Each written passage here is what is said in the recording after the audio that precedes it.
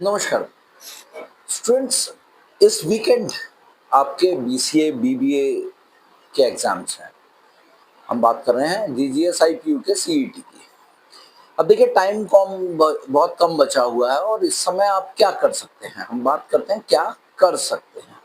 आप बेसिकली अगर ध्यान दें तो आप इस समय केवल और केवल जो है वो इंग्लिश पे ध्यान दे सकते हैं, अपने मैथमेटिक्स के बेसिक्स पे ध्यान दे सकते हैं, बिजनेस एप्टीट्यूड में बिजनेस की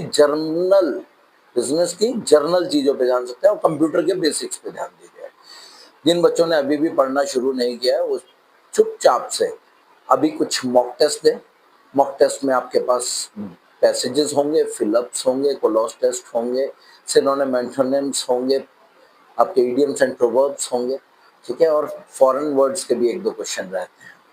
इन टॉपिक्स को आप इजीली कीजिए, एरर फाइंडिंग्स को कीजिए। ये कुछ बेसिक चीजें हैं, अगर आप अभी करना शुरू करेंगे तो within a week you can do a lot of things.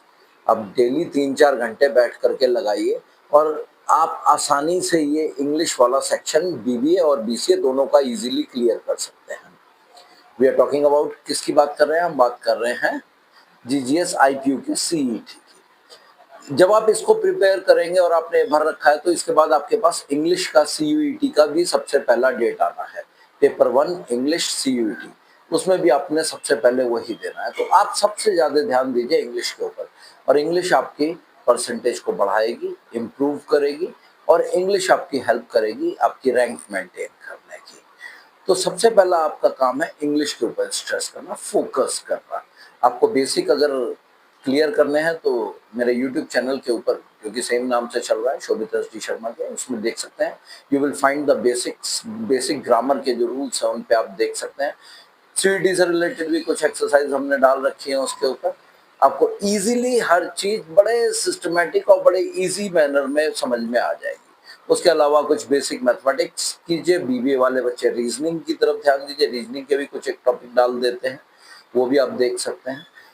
आपको अगर आईपी यूनिवर्सिटी के ढंग के कॉलेज में एडमिशन लेना, देखिए आईपी यूनिवर्सिटी के हर बच्चे का ऑलमोस्ट एडमिशन हो जाता है। 15,000 रैंक आ जाए, 17,000 रैंक आ जाए, एडमिशन तो कहीं ना कहीं हो जाएगा।